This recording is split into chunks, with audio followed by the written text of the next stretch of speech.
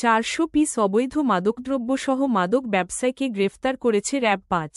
আব্দুল্লাহাল মুক্তাদির বাঁধন বিশ্বের আলো টিভি।